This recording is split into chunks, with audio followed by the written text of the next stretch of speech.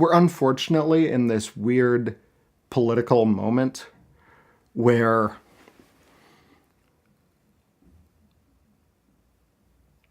everyone agrees that the influence that these companies have over what you can say online is a problem. But ideas about who's being censored are really dramatically different from each other. I mentioned a minute ago this problem of state actors taking advantage of the flagging systems on Facebook in order to essentially game those to have speech they don't like taken offline. This is also a frequent issue with trolls attempting to remove people under sort of extremely broad rules on online platforms.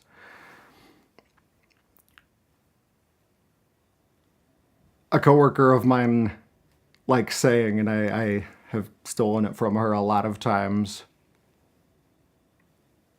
we're not at the beginning of a slippery slope. We are a long ways down that slope already.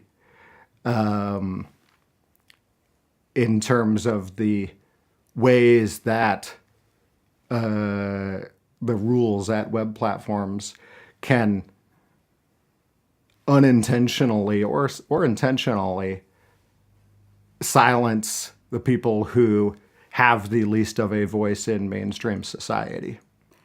Yeah, because you say that censorship hurts marginalized voices. Yes.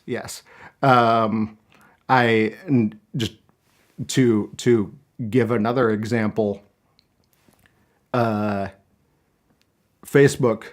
recently introduced a new sexual solicitation policy that is, I think there's a good argument that it was created in reaction to SESTA. I don't know that, but it seems like a distinct possibility to me.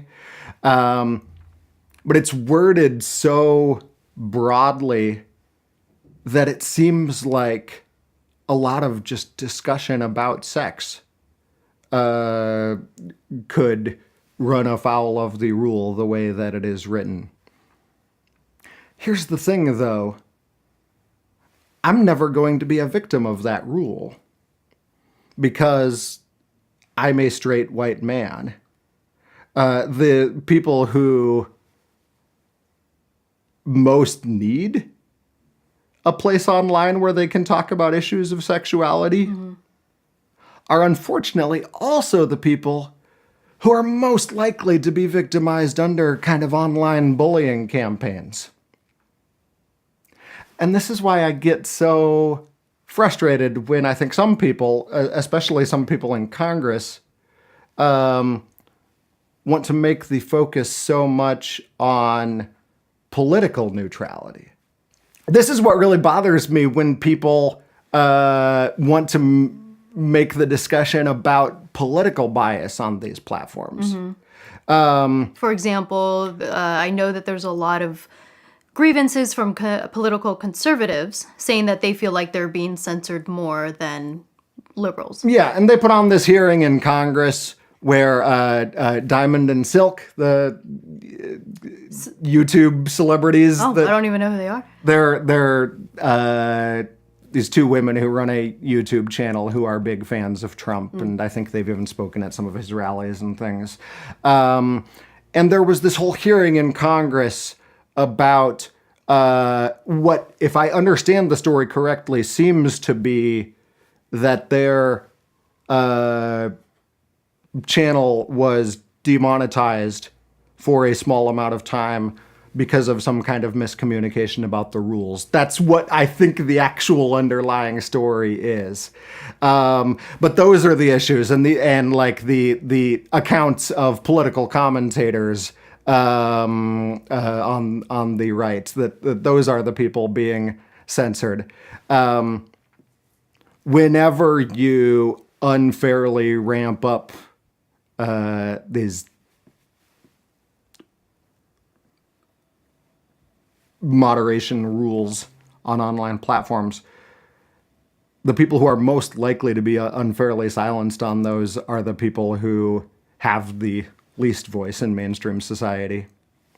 Well, so what are your thoughts on the conservative claim that they're being censored?